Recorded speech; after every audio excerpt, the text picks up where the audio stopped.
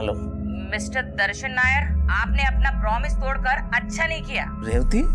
हाँ रेवती, अभी आपको अपना गलती सुधारना पड़ेगा।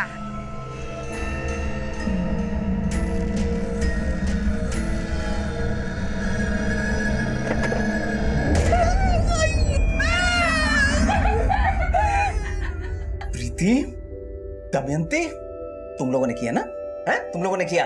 अब्बा, आज आपने बोला था कि आप हमें फन सिटी लेके जाओगे, लेकिन आप नहीं लेकर गए और इसीलिए हमने आपको जोकर बना दिया। अब्बा अभी आपको अपना प्रॉमिस पूरा करना पड़ेगा और हम सबको कल फन सिटी लेके जाना पड़ेगा। हाँ ओके बाबा ओके, हम तुम सबको फन सिटी लेके जाएगा, नहीं तो तुम लोग मेरा ड्रैकुला बना देगा।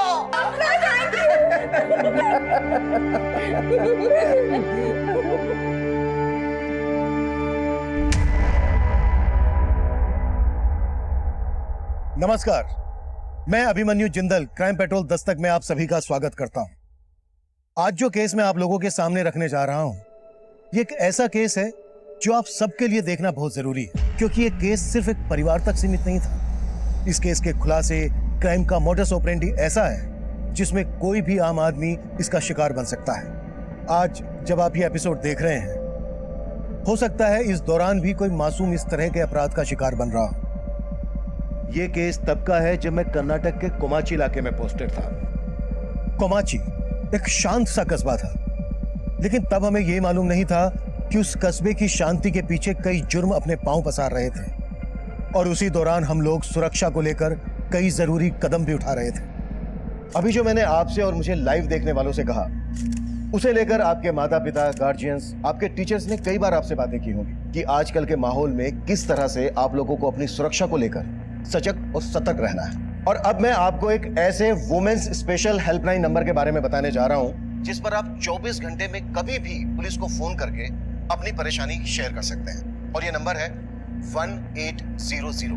ये एक टोल फ्री नंबर है जो आज 16 जुलाई 2017 ठीक 11 बजे से एक्टिव हो चुका है।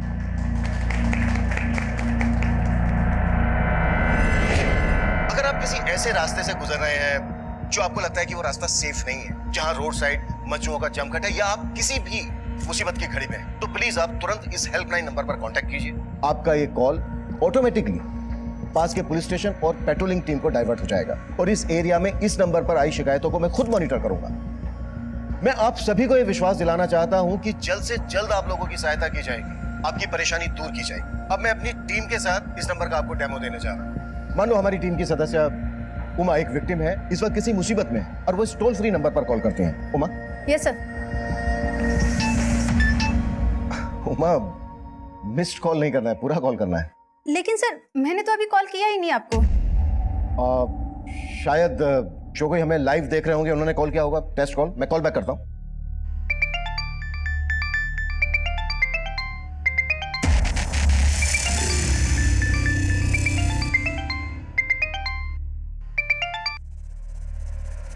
हेलो हेलो, मैं एसपी अभिमन्यु जिंदल बोल रहा हूं। क्या आप किसी परेशानी में हैं? फोन कट हो गया है, मैं दोबारा करता हूं।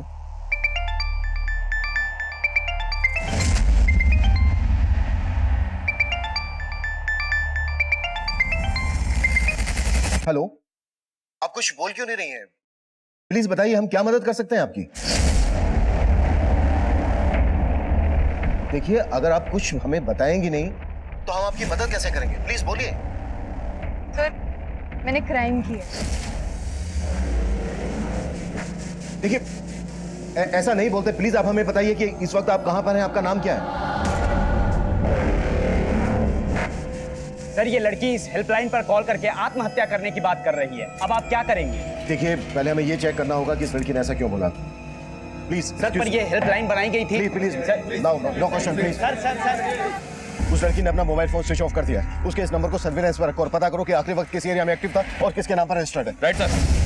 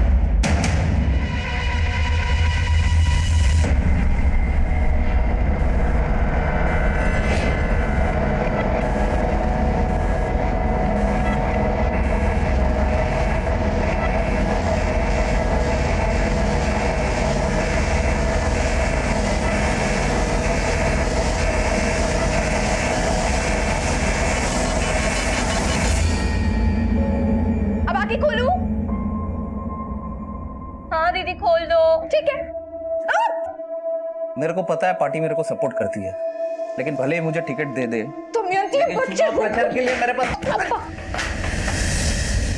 प्रीति, क्या किया? कर दिया ना नुकसान। अम्मा क्यों मारा इसको? हमेशा मस्ती मस्ती मस्ती, बस मस्ती मस्ती करना है खाली। अम्मा बच्ची है वो, चलता है ये सब।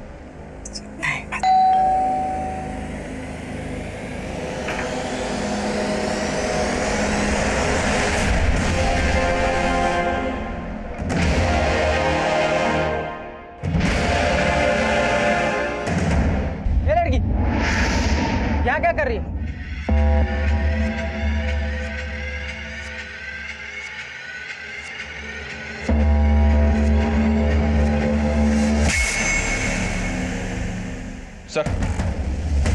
सर उस लड़की ने जिस नंबर से कॉल किया था वो किसी मोहनलाल के नाम पे रजिस्टर्ड है, सैनिक विहार के एड्रेस पे। और जब उस नंबर से लास्ट कॉल किया गया तब वो नंदी नगर में एक्टिव था। तुरंत मोहनलाल के एड्रेस पे जाओ, हो सकता है लड़की मोहनलाल की कुछ लगती हो। इसका नाम पता करो, फोटो लो, कैसे भी करके ये पता लगाओ कि नंदी नगर में ये लड़की इस वक्त कहाँ हो सकती है। हमारे लिए ये जानना बेहद जरूरी है कि इस लड़की ने ऐसा क्यों कहा, किसने कोई क्राइम किया है और ये सुसाइड करने वाली है।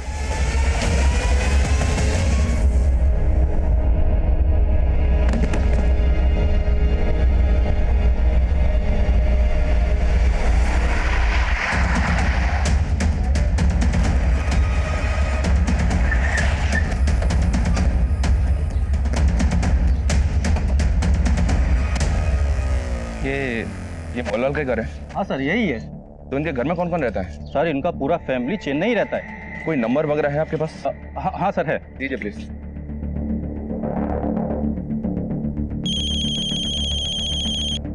हेलो जी। आप मोहनलाल बोल रहे हैं? हाँ जी। देखिए मैं कोमाची पुलिस स्टेशन से सब इंस्पेक्टर मनीष बोल रहा हूँ। अभी अभी एक लड़की ने आपके दूसरे नंबर से हमें कॉल किया था। मेरे नंबर से? 4440614006। नहीं, मेरे पास ऐसा कोई नंबर नहीं है जी। ये नंबर आपके सैनिक विहार पते पे रजिस्टर्ड है। 4 महीने पहले नंबर लिया था आपने। मेरे कुछ समझ में नहीं आ रहा है। हाँ 6 महीने पहले मैं उधर गया था सर जी, एक रिश्तेदार का मैरिज अटेंड करने गया था।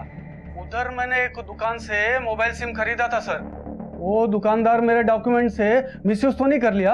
तो क्या आप हमें बता सकते हैं यहाँ से आपने किस दुकान से सिम लिया था?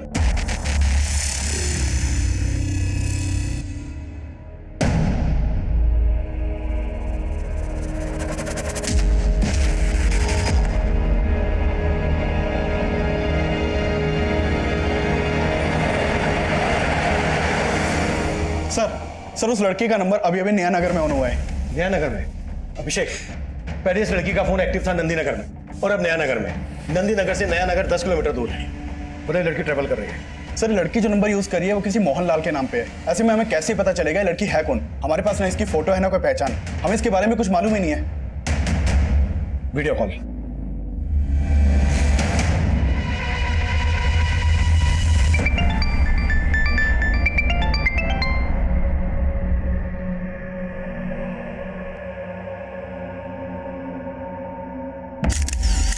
हेलो बेटा, मैं अभिमन्यु जिंदल। पहले आपकी मेरे से ही बात हुई थी। देखो बेटा, मैं समझ सकता हूँ आप किसी वजह से गिल्ट में हो। देखो बेटा, आप अभी बहुत छोटे हो सकता है आपसे कोई भूल हुई हो, लेकिन ऐसी कोई भूल नहीं है जो सुधारी ना जा सके। आप हमें खुल के बताइए, आपको क्या हेल्प चाहिए हमारी? नाम क्या है बेटा आपका? आपके पेरेंट्स कौन है? आप कहाँ रहती हैं? हम आपकी मदद जरूर करेंगे।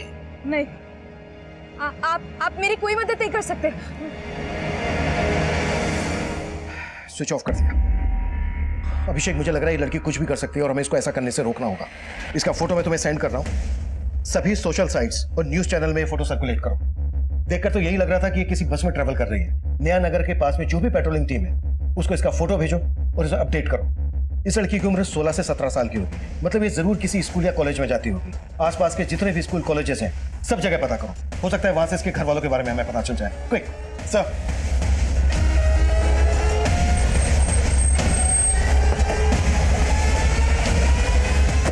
सर इतने टाइम पहले किसने कौन से नंबर का सिम खरीदा ये मुझे कैसे पता होगा सर? और इस मोहनलाल को तो मैं ठीक से जानता तक नहीं। इस लड़की को जानते हो? शायद मोहनलाल के डॉक्यूमेंट पे इसे सिम दिया हो।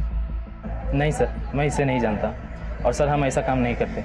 और 6 महीने पहले तक तो बिना डॉक्यूमेंट्स के भी सिम मिल जाया करते थे। शायद वहीं से लीक हुआ वो मोहनलाल का डॉक्यूमेंट्स। ये वही लड़की है जिसने पुलिस के हेल्पलाइन नंबर पर फोन करके ये बोला था कि उसने कोई क्राइम किया है और वो सुसाइड करने वाली है। आखिर क्या वजह रही होगी, इसका पता अभी तक पुलिस भी नहीं लगा पाई है।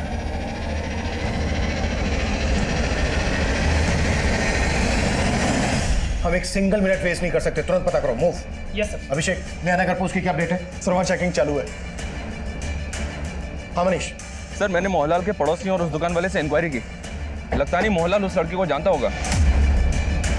पर हमें ये पता तो करना होगा कि जो लड़की ये बोल रही है कि उसने कोई क्राइम किया है, आखिर उसके पास मोहनलाल नाम के किसी आदमी का सिम कार्ड पहुंचा कैसे?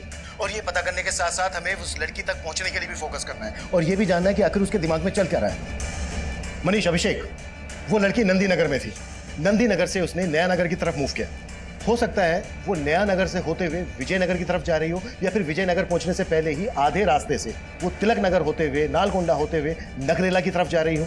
अभी मैंने जितने भी नाम दिए हैं, इन सभी एरियाज में नाकाबंदी करवाओ और आने जाने वाली सभी बसेस की चेकिंग करवाओ। क्लियर है Manish? Okay sir. Okay Abhishek. क्या सर? मैं कमी सर? सर अभी एक लेडी का फोन आया था, उसका कहना है कि वो उस लड़की के बारे में जानती है। मैंने उसको थाने बुलवा लिया है।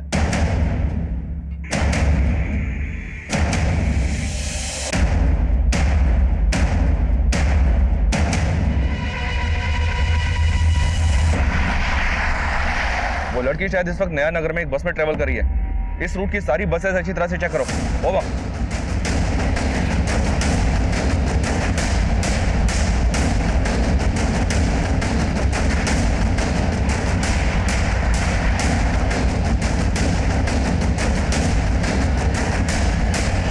उस लड़की का नाम प्रीति है और वो हमारे स्कूल में पढ़ती है। उस स्कूल की मैं प्रिंसिपल हूँ।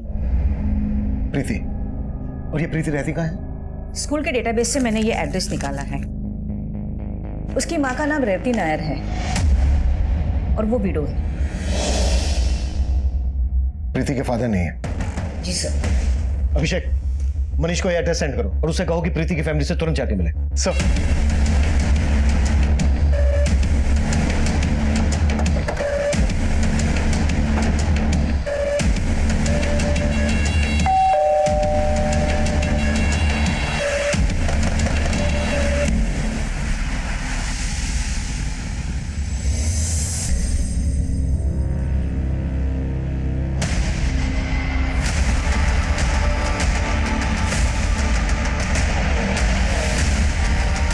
अंदर तो कोई नहीं है सर। किसी पड़ोसी को बुलाओ तुरंत। जी सर। ये तो रेवती है, प्रीति की माँ। प्रीति की माँ रेवती? यहाँ प्रीति और इनके अलावा और कौन कौन रहता है? रेवती के चाचा का घर है ये। पति की मौत के बाद रेवती अपने 2 बेटियों के साथ यहीं रहती हैं, प्रीति और दमयंती। इसके अलावा इनके चाचा के बहू बेटे और 2 पोते भी रहते थे। तो बाकी फैमिली कहाँ है? सर वो शादी में गए थे, मैंने देखा था।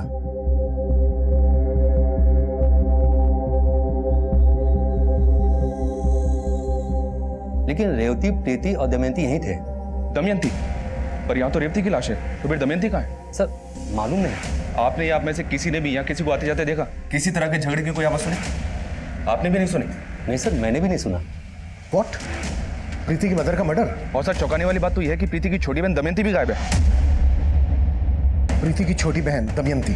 जी हाँ सर, मैंने पड़ोसियों से प्रीति के नाना का नंबर लेकर उनसे बात भी की, पर उन्हें भी इस बारे में कुछ पता नहीं है। अगर उन्हें कुछ मालूम नहीं है तो फिर ये चक्कर क्या है? मेरी जब आखिरी बार प्रीति से बात हुई थी वीडियो कॉल पर, तब उसे देखकर ऐसा ही लगा था कि वो अकेली है। ऐसे लगा नहीं कि उसके साथ उसकी छोटी बहन दमयंती भी होगी। सर प्रीति बोल रही थी कि उसने कोई क्राइम किया है, कहीं ऐसा तो नहीं? जिस क्राइम की प्रीति बात कर रही थी वो उसकी माँ का मर्डर तो नहीं? हो सकता है प्रीति ने ही अपनी माँ को मार दिया। अगर ऐसा है तो इट्स रियली वेरी सीरियस। और सबसे बड़ा सवाल, प्रीति आत्महत्या करने की बात कर रही थी तो उसकी छोटी बहन दमयंती कहाँ है? हमें इन सब की वजहों का पता लगाना होगा।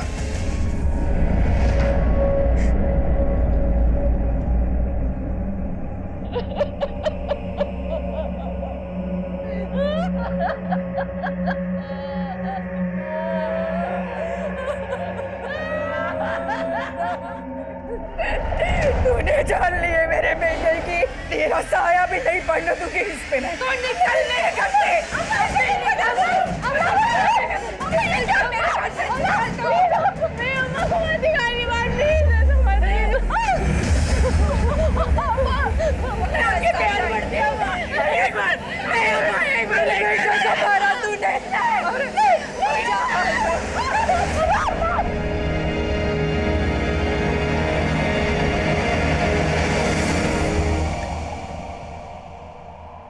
चलो आ जाओ, जिसको जो नाश्ता पानी करना है कर लो, आ जाओ।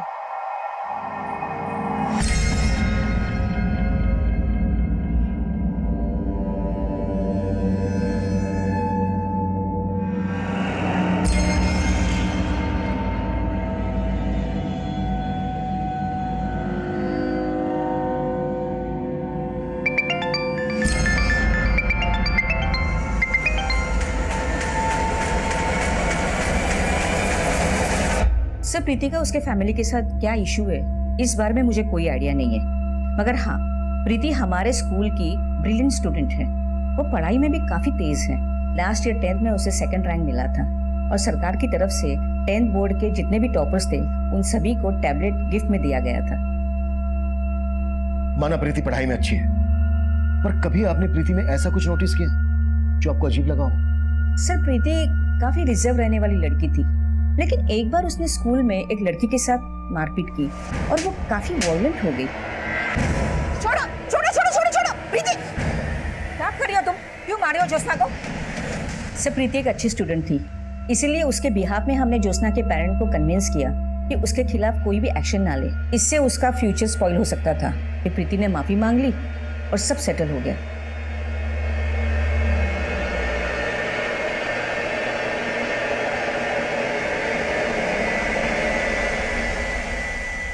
सर प्रीति का नंबर फिर से तिलक नगर में ऑन हुआ है।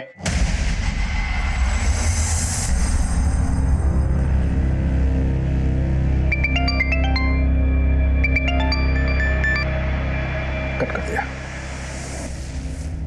प्रीति, हमें मालूम चल गया है तुमने क्या किया है। तुम डरो मत, हमारे पास आओ, हम तुम्हारी मदद करना चाहते हैं।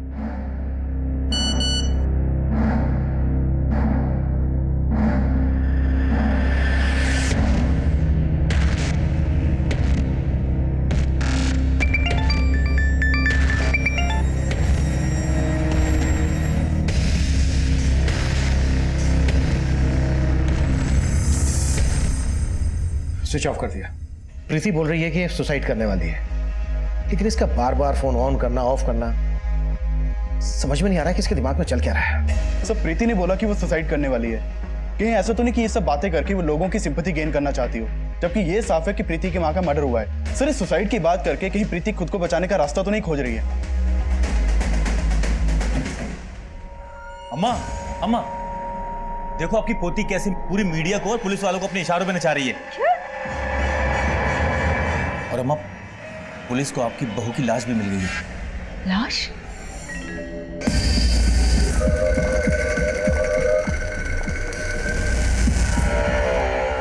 सर, रेवती के पति की मौत करीब 1.5-2 साल पहले हो गई थी। प्रीति का उसकी माँ से किसी तरह का कोई झगड़ा? आए दिन का झगड़ा, क्योंकि ये प्रीति के सगे नाना थोड़ी थे, इसीलिए मामा मामी इन लोगों को अपना बोझ समझते थे। प्रीति के नाना सगे नहीं है मतलब? रेवती के माँ बाप तो काफी पहले ही गुजर गए थे और पति की मौत के बाद ससुराल वालों ने भी घर से बाहर निकाल दिया। और सर, प्रीति के मामा मामी के बच्चों के साथ जब भी प्रीति का झगड़ा होता था, प्रीति की माँ बेचारी प्रीति को ही गलत ठहराती थी। विशाल, तूने मेरी बुक फाड़ दी। खबरदार, आज के बाद जो मेरी बुक फाड़ी। क्या चल रहा है यहाँ? मम्मी, प्रीति दीदी ने मुझे मारा। मैंने कितनी बार बोला तुम दोनों को इस लड़की से दूर रहा करो। क्या हो रहा है ये सब? आपकी नवासी ने मेरे बेटे को मारा। नाना, इन लोगों ने मेरी बुक फाड़ दी। फाड़ दी तो क्या हुआ? हमारे दिए पैसों से पढ़ती है और हमारे ही बच्चों पे रौब जताती है। देखा रेवती, इस लड़की के तेवर अब बच्चों पे हाथ भी उठाती। ये क्या है प्रीति? हाँ, जिनका दिया खाती है उन्हीं के साथ लड़ती है तू? अम्मा, लेकिन चल चल चल।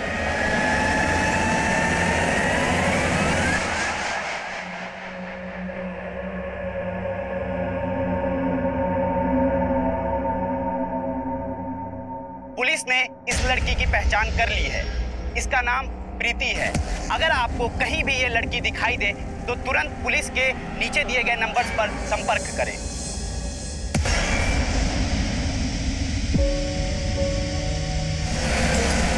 प्रीति के दिमाग में क्या चल रहा है ये पता लगाने के साथ साथ ये पता लगाना भी जरूरी है कि प्रीति अगर हमसे भाग रही है तो उसकी छोटी बहन दमयंती के गायब होने के पीछे क्या चक्कर है। प्रीति का फोन इस बार नया नगर से ट्रेवल करके तिलक नगर में ऑन हुआ है। इसका मतलब यह है कि प्रीति नागरेगा की तरफ ट्रेवलिंग कर रही है। सभी पेट्रोलिंग टीम को अपडेट करो और प्रीति के स्कूलमेट से भी मिलो। उनसे शायद हमें कोई लीड मिल सकती है। प्रीति के सभी दोस्तों को बोलो कि लगातार वो प्रीति को कांटेक्ट करते रहें, और अगर किसी की भी प्रीति से बात होती है तो वो कैसे भी करके प्रीति को वापस बुलाने के लिए कन्विंस करें, कैसे भी करके। सर, ये सब देख के हमने प्रीति को कई दफा फोन लगाया था, लेकिन उसका फोन स्विच ऑफ आ रहा था। किस नंबर पे फोन लगा रहे थे आप? सर 444-061-461। लेकिन ये नंबर तो किसी मोहनलाल के नाम पे रजिस्टर्ड है। ये मोहनलाल आपको और प्रीति का लगता क्या है जो प्रीति उसके नाम का नंबर यूज करिए? मोहनलाल?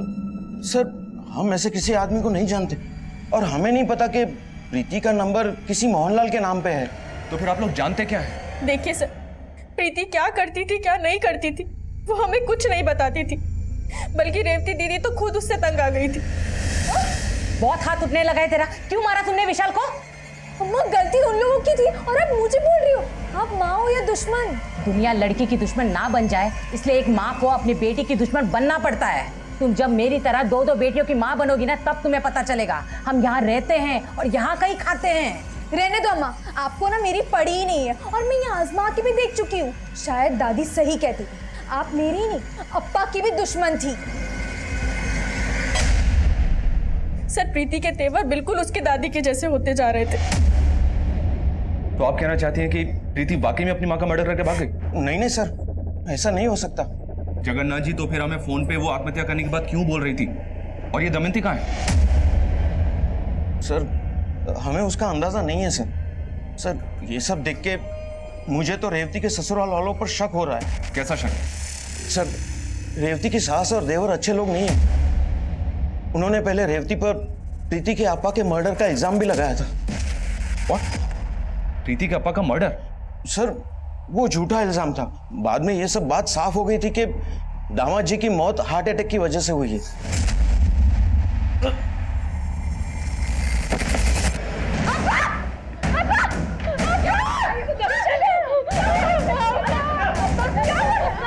सर ये सब उनकी चाल थी। ये सब करके वो रेवती और उनकी बेटियों का जायदाद पे से हक मारना चाहते थे। चाचा, दर्शन जी के अम्मा ने हमें घर से बाहर निकाल दिया। हमारे अम्मा और अप्पा के बाद आपके सिवा इस दुनिया में कोई नहीं है हमारा। मेरी बेटी को और हमको यहाँ रहने दो, मैं आपके सामने हाथ जोड़ती हूँ। ऐसा मत बोलो रेवती, मैं हूं ना तुम्हारा चाचा, और ये घर भी तुम्हारा है।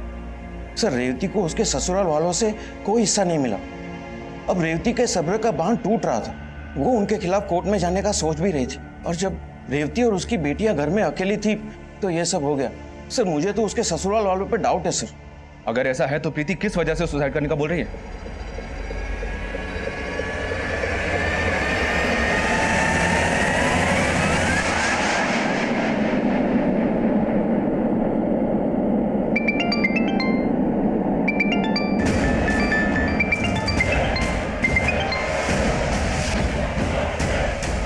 प्रीति अपने फादर के क्लोज होगी।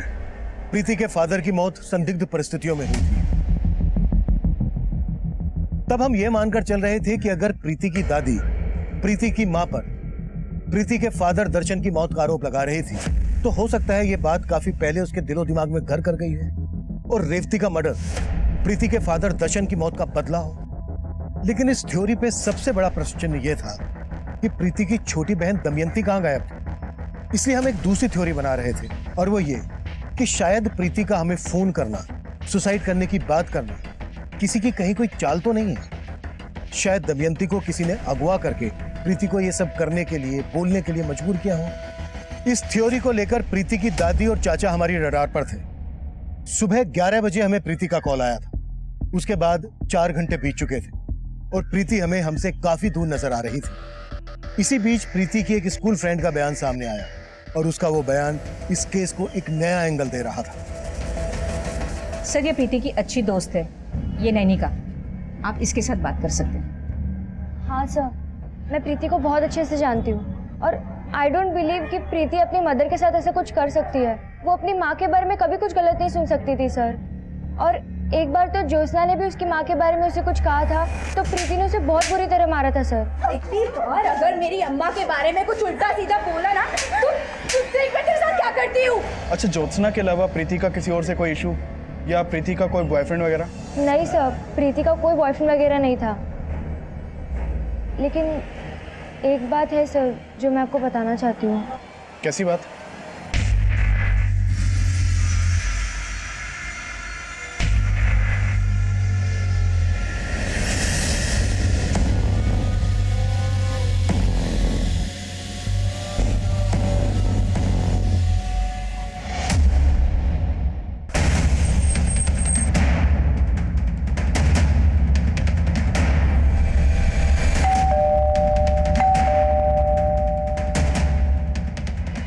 रुक्मणी जी घर पे हैं क्या? जी हाँ। सर मेरे बेटे को हार्ट अटैक जरूर आया था, लेकिन हार्ट अटैक दिलवाया भी जा सकता है। मेरे को लगा रेवती ने ही खाने में कुछ मिला के दर्शन को दे दिया होगा सर। लेकिन ऐसा कुछ भी साबित नहीं हुआ था। और रेवती को घर से निकाल के उसे अपनी प्रॉपर्टी से बेदखल ही नहीं किया, बल्कि आपकी बातों का उसके दिलो दिमाग पे ऐसा असर हुआ कि वो भी अपनी माँ पे शक करने लगी।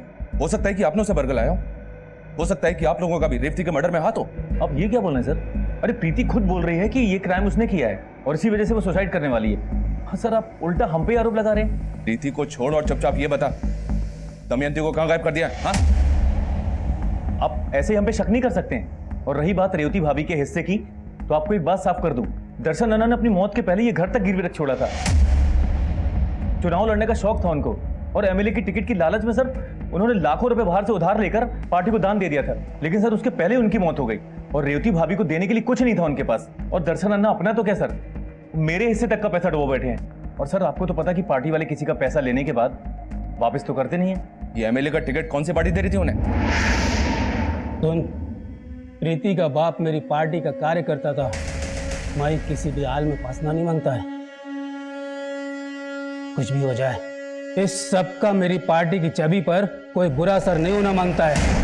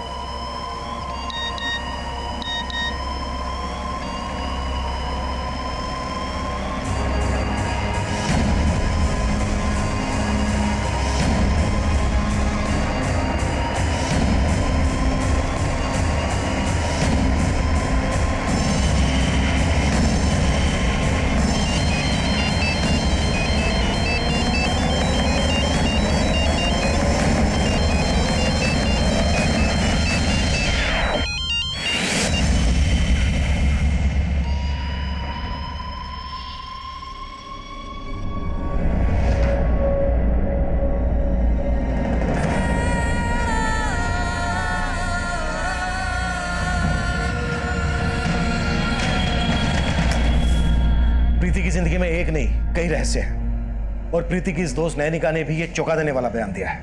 एक बात है सर जो मैं आपको बताना चाहती हूँ। अगर नैनिका के इस बयान में सच्चाई है तो ये इस केस का सबसे चौंका देने वाला एंगल है।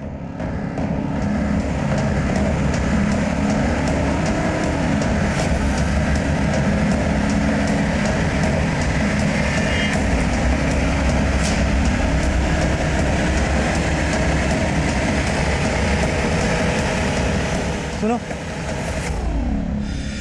ये इस लड़की को देखा है? हाँ सर, ये लड़की हमारे साथ बस में थी। अब कहाँ है वो? सर उसने नारेकल का टिकट लिया था, लेकिन बस थोड़ी देर के लिए तिलक नगर में रुकी थी और वो लड़की वहीं पर उतर गई थी और फिर वापस चढ़ी नहीं। सारा तिलक नगर छान मारो, हमारे पास टाइम बहुत कम है। क्विक।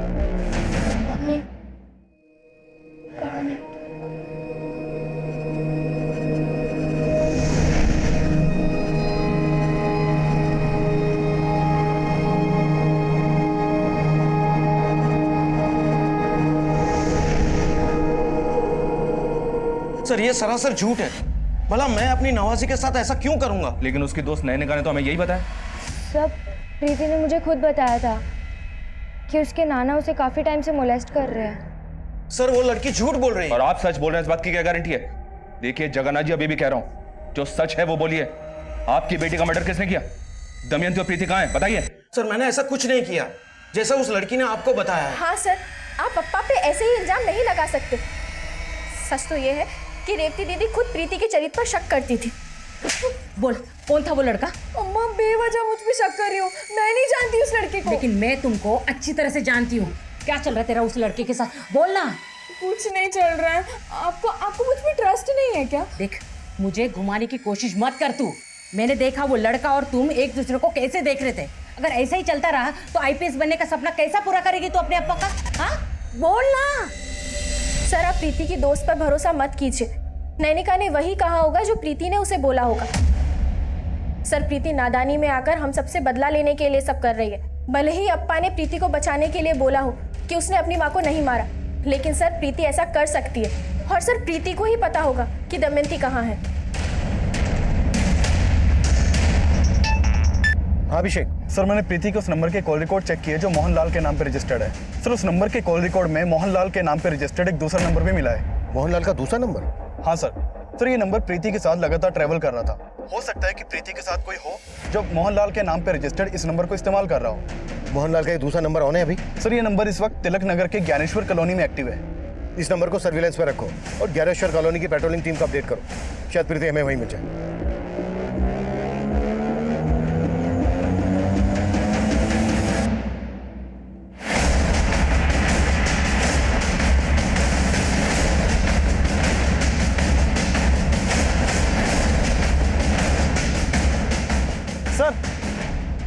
सर इस बिल्डिंग में गई थी। विशाल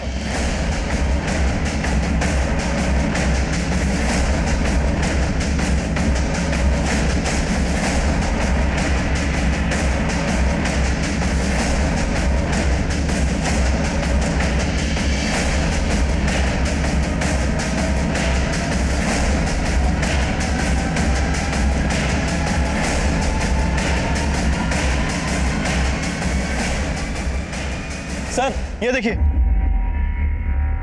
सर, ब्रोकन टाइम मिला है, हो सकता है प्रीति का हो। इसको ऑन करने की कोशिश करो। सर। हाँ मनीष।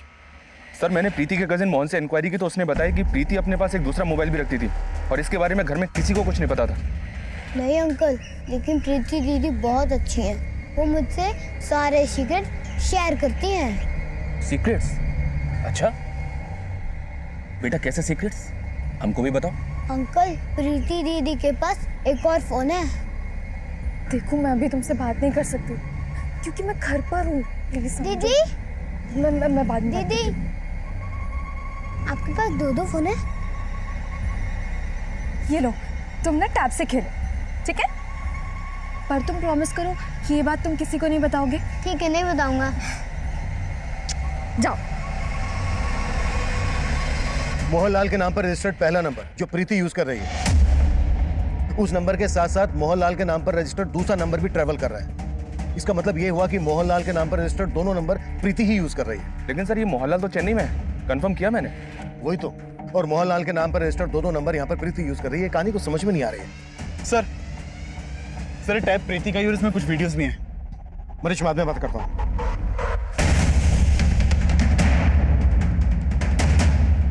अब तक जो हम इस केस की थ्योरी मानकर चल रहे थे, उसके अलावा भी इस केस में कई एंगल हैं।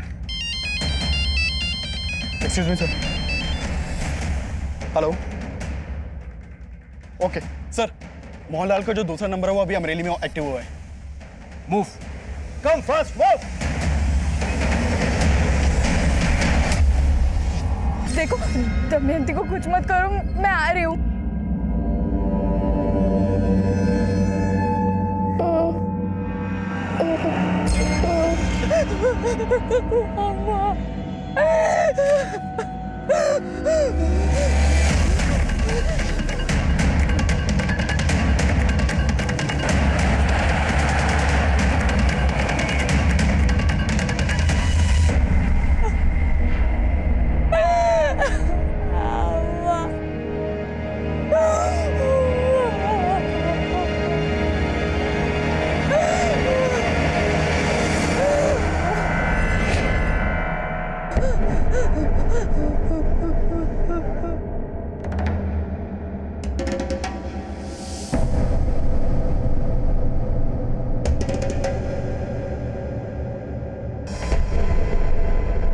सर नंबर यहीं के एक्टिव दिखा रहा है। सर इसी बिल्डिंग में, मतलब प्रीति इसी बिल्डिंग में है। हमें सब कुछ बहुत ध्यान से करना होगा ताकि प्रीति अपने आप को कोई नुकसान ना पहुंचा सके। हमारी छोटी सी लापरवाही प्रीति की जान ले सकती है। कमल, एक छोटी टीम के साथ यहाँ पर तैयार रहो। सर अभिषेक मेरे साथ आओ।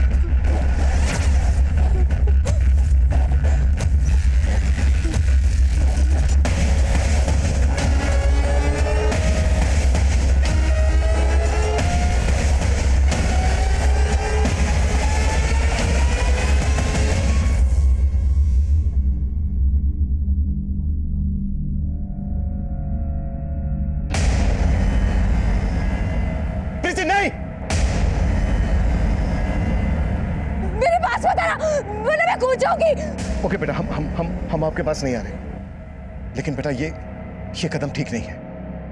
देखो हमें पता चल गया है आपके साथ क्या हुआ है। नहीं सर, आप कुछ नहीं जानते और अब आप मुझे नहीं बचा सकते। अगर आप कुछ कर सकते हैं तो मेरी बहन दमयंती को बचा लीजिए सर। हम आपकी बहन दमयंती को बचा लेंगे, कुछ नहीं होगा उसे, आई प्रॉमिस यू। लेकिन बेटा ये नहीं, बस आप मेरी बहन दमयंती को बचा लीजिए सर।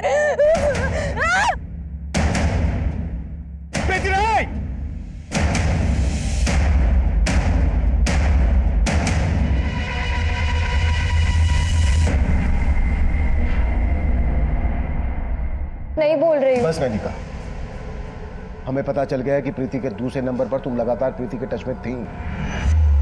तेरा क्या हुआ तेरी बहन भुगतेगी प्रीति। अगर तू 20 मिनट में वेयर हाउस नहीं पहुंची, तेरी माँ की तरह दमयंती भी मारी जाएगी। मैंने जो कुछ भी किया है वो सब श्रीनिवास के कहने पर किया है सर। ये श्रीनिवास कौन है?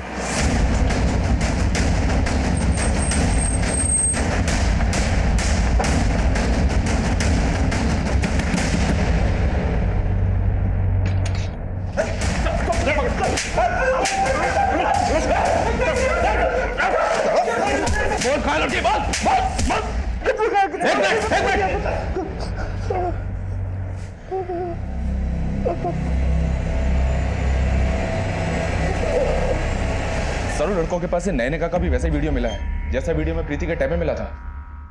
मतलब नैनिका सच बोल रही है? सर वो लड़के मुझे भी ब्लैकमेल करते थे, इसलिए मुझे वो सब करना पड़ा जो उन्होंने मुझसे कहा था। और सर सिर्फ इतना ही नहीं, उन लड़कों के मोबाइल, लैपटॉप और पेन ड्राइव्स में नैनिका और प्रीति जैसी कई और भी लड़कियों के फोन वीडियोस हैं। मुझे लग रहा है ये एक बहुत बड़ा नक्सस है। इसके लिए हमें प्रीति का भी बयान लेना होगा। कैसी है वो? प्रीति नहीं!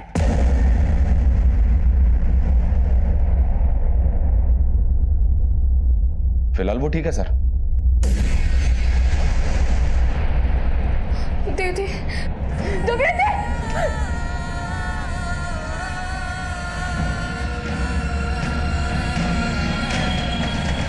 जब मैं स्कूल में फर्स्ट आई थी तब मुझे टैब प्राइज में मिला था। तब मुझे उसे यूज तक करना नहीं आता था।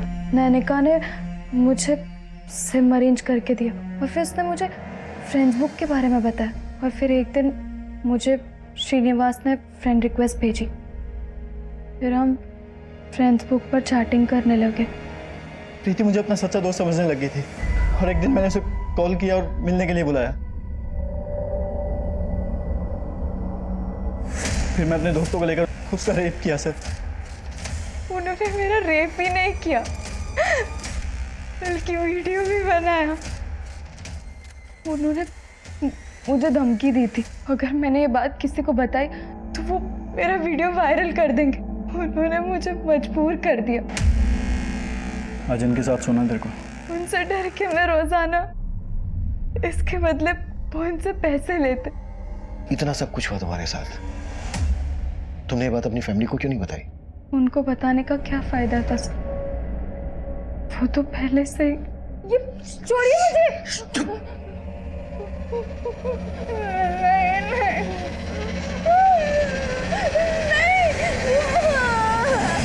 इतना सब जानने के बाद भी माँ ने मेरा भरोसा नहीं किया। प्रीति, तुमने हमसे ये क्यों कहा कि तुमने कोई क्राइम किया है? मेरा क्राइम यही है कि मैंने उन लड़कों के कहने पर गलत काम किया। तुमने क्राइम नहीं किया, क्राइम तो उन लोगों ने किया है। प्रीति की माँ को तुम लोगों ने मारा था ना? हाँ सर, जब हमने देखा कि प्रीति सुसाइड की बात कर रही है तो हम सब डर गए थे। हमें लगा अगर आप उस तक पहुंच गए तो हम सब मर जाएंगे, इसलिए सर हम प्रीति को ब्लैकमेल करने के लिए उसके घर गए। कहाँ है तेरी बेटी? हाँ, कहाँ है? मरना चाहती है वो? अयो, इससे पहले तू मरे। पकड़ा उसको। पकड़ा इसे। पकड़ा।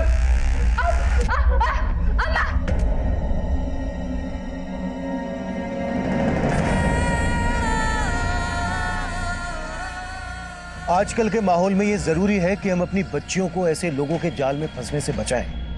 हमारे कहने का मतलब ये बिल्कुल नहीं है कि हम अपने बच्चों की जिंदगी में जरूरत से ज्यादा इंटरफेयर करें, लेकिन हमारा ये फर्ज बनता है कि हम अपने बच्चों को सही और गलत इंसान की पहचान करवाएं। प्रीति, नैनिका या इनके पेरेंट्स पहले ही हमारे पास आए होते तो इन अपराधियों का हौसला इतना नहीं बढ़ा होता। इस केस का ये दयनीय असर आज भी कोमाची में बरकरार है। ये गंभीर मुद्दा है, इस पर हम सबको एक बार सोचना चाहिए। अब मैं अभिमन्यु जिंदल आप लोगों से विदा लेता हूं। आपसे फिर मुलाकात होगी एक नए केस के साथ। देखते रहिए क्राइम पेट्रोल दस्तक। मकसद बताना नहीं,